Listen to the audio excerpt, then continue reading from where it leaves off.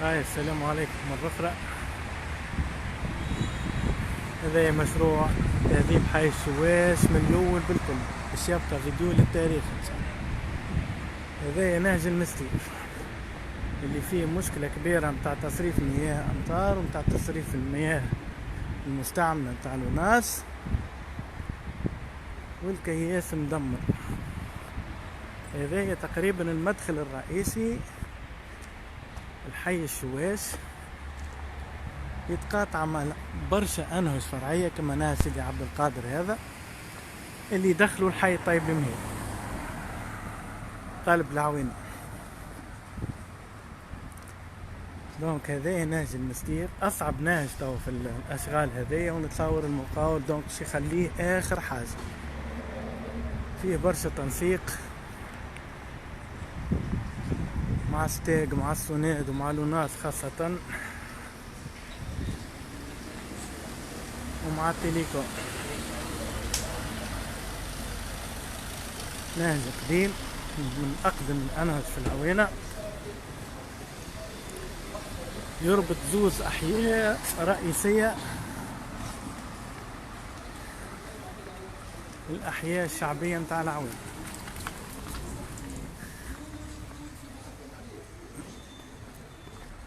أنا ماشيين واحدة واحدة. هي للأمانة متابعة العمل البلدي متعة كبيرة فيها،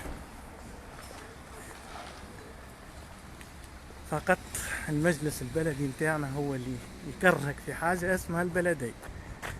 ما علينا نتجاوز. دونك هذوما كلهم أنهج يدخلوا الحي طيب المهيري متفرعين هكذا. مش واضح أنا من المطرة متاع البارح وقت البارح صارت مشكلة كبيرة لهنا متاع تصريف مياه الأمطار متاع الوناس، الريحة باينة تصب في شبكة تصريف مياه الأمطار.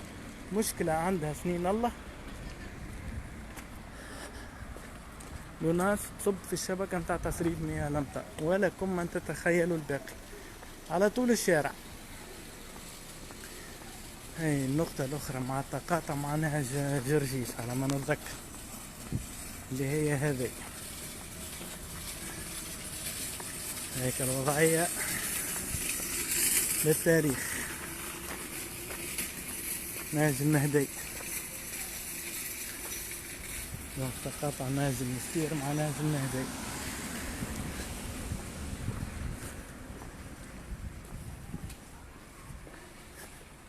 هذه زنقة المكنين مريقلة نورمالمون ما فيهاش مشاكل.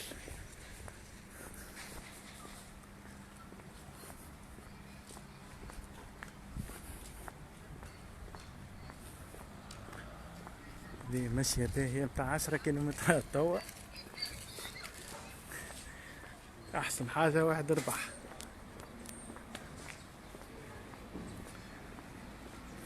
يعني تقريبا 100 متر والأخرى متاع نهج المستير. هذه زنقة سقانس معروفة ديما البلدية تتدخل فيها برشا مشاكل بيت.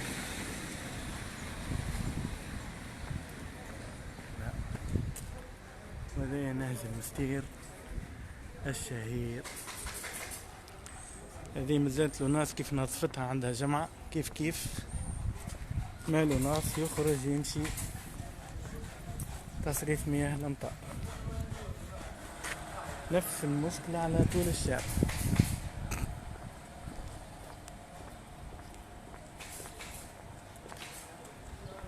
دونك هذايا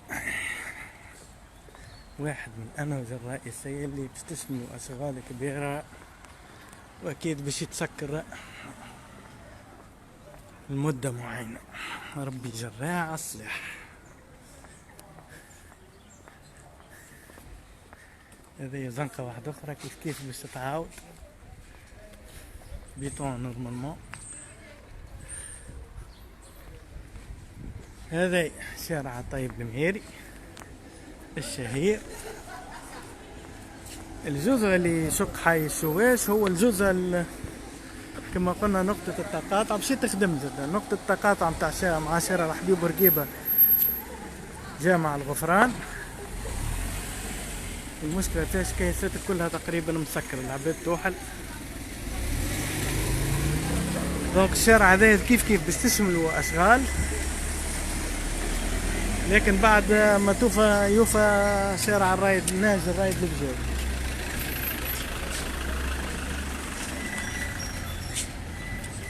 دونك هذا شارع طيب المير كيف باش تتعاود الشبكة الكل، تصريف مياه الامطار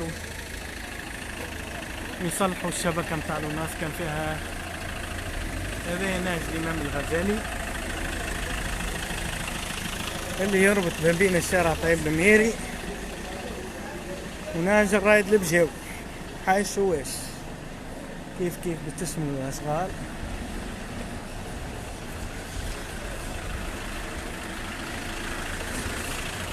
حالة بصراحة.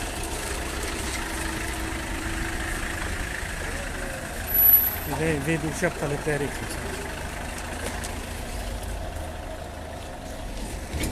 إن شاء الله تتغير الواقع متاع حي الشواش بالأشغال هذايا والمشروع هذايا اللي هو فرصة بصراحة.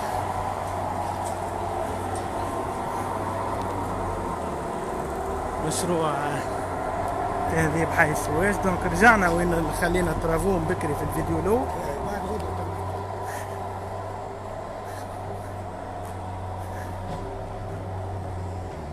دونك نهج الرايد البجاوي البارتي هذه الكل فيها تصريف مياه الامطار الشبكة. دونك مش باش يتعاود جست هاكم تشوفوا الاشغال متاع صيانة شبكة الصرف الصحي. هذه تصريف مياه الامطار البارتي هذه موجودة. دونك باش يكملوا البارتي اللي من هنا اللي تتقاطع. هاي الشبكة هذه قديمة تربط في نهج المستير اللي جينا منه.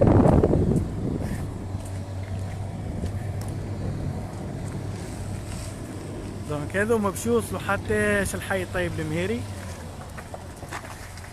يكملوا الربط متاع شبكة تصريف مياه الامطار الجديدة.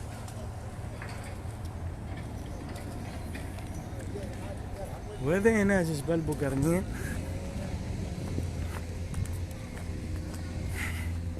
هو حي الشواش تو.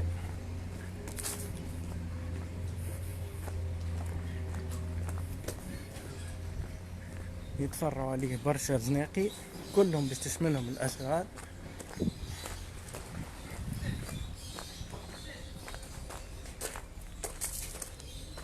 لايف معلم.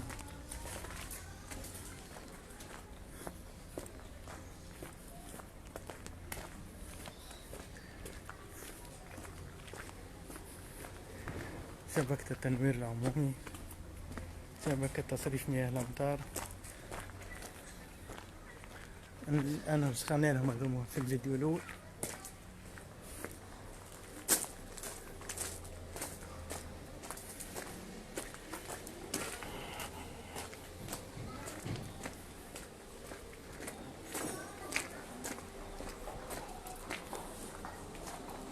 والله حتى في الانتخابات لا يدخلوا النهج هذا المنطقة هذه لا يدخلوا لها اصلا. فك الحملة الانتخابية وكل هذه اكيد من جد فيها ترافو.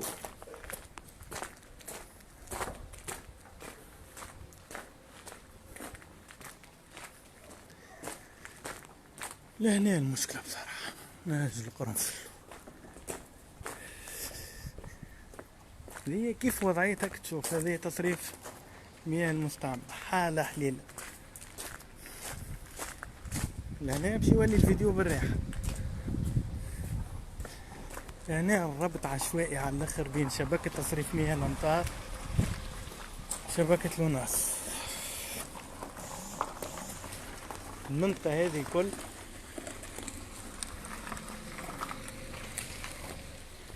هك حي الشواش الكل يصب لهنا. نجاح المشروع عندي انا من عدمه كيف تتفضل الحكاية هذه.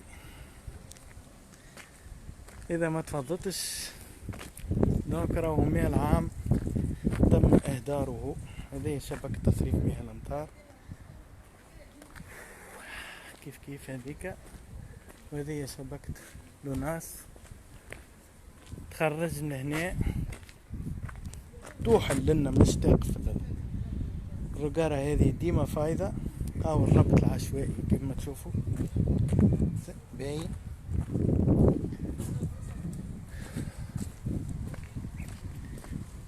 الزاوية هذه تقاطع متاع النهج هذايا مع نهج القرنفل،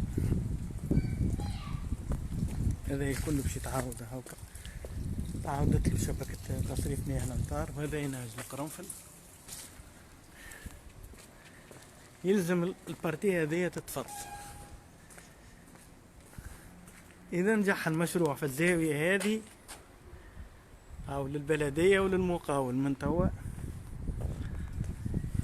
اذا تفضت الحكاية لهنا متاع ناس تصريف مياه الامطار راهو المشروع نجح. واذا لا قدر الله بقات نفس الاشكالية فعلى الدنيا السلام.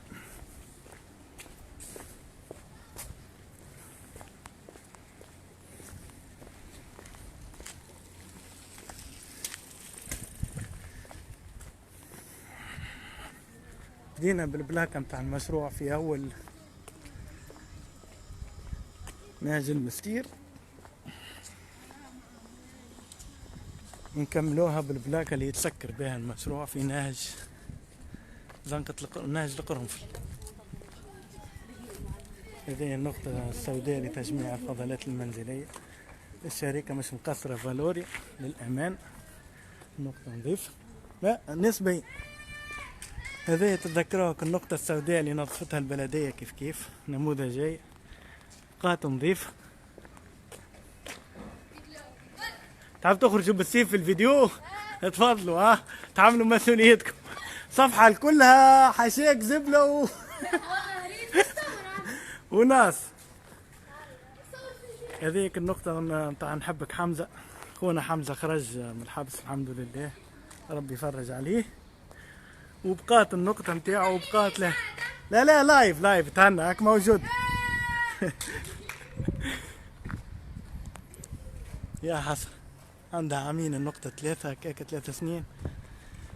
الناس كي تمسهم حاجة تخدمها البلدية ولا الدولة بصفة عامة وتبدأ مستهم يستحفظوا عليها ويخليوها نظيفة، حتى لو كان مقابلتها نقطة سوداء تبقى ديما خير من بلاش. نعرفوها كيفاش كانت النقطة هذه، فيديوهات والتصاور موجودين في أرشيف الصفحات نجموه.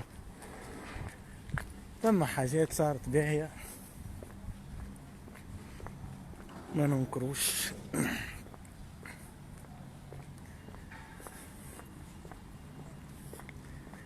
هنا نورمالمون يوفى حي الشواش وندخلوا في حي الواحات. بلاكة البلدية هذه تدل على ذلك. لهنا يقف المشروع تاع تهذيب حي الشواش. فيه قسط واحد اخر زادته البلدية، فكته فكان الحمد لله، اللي هو متاع نهج الحمامات وكل الزناقي المتفرع عليه اللي ما همش تابعين حي الشواش، لكن بلديتنا للأمانة فكاته فكان ودخلته في المشروع بالسيف، لأنه المشروع ممول من الدولة صندوق القروض في إطار الحد من الفوارق بين الأحياء والمناطق. تقريبا البلدية الوحيدة في تونس اللي تحصلت، نجمش بلدية في تونس العاصمة ولا في ولاية تونس تتحصل على مشروع كيف ما هذاك. علاش قلنا بلديتنا فكت. هذا نهج القرنفل وتو وصلنا لشارع خالد بن الوليد الرئيسي. لهنا تبدا حي الواحات وما جاوره. هاي الاخر ان شاء الله نعاودوا نصوروا الزناقي بتاع نهج الحمامات اللي كملت الاشغال فيهم، ناقص كان البارتي بتاع البيتون ان شاء الله تخدم على قريب، خلي تتسكرك الزاويه هذيك من المشروع ونرتاح. حسيت فيديو للتاريخ، دورة هايلة في نهار السبت. عملنا طلع كيف على المرشي، ومن بعد نهبط لكم بالطبيعة المرشي هذاك مرشي العوينة، لغز من الغاز بلدية حلق الواد، مشروع لغز انا تو باش نسميه. عندنا فيه برشا حديث ان شاء الله في الوقت المناسب. تعالوا نحكيه في الموضوع. السلام عليكم، شاي طيبي، جعت.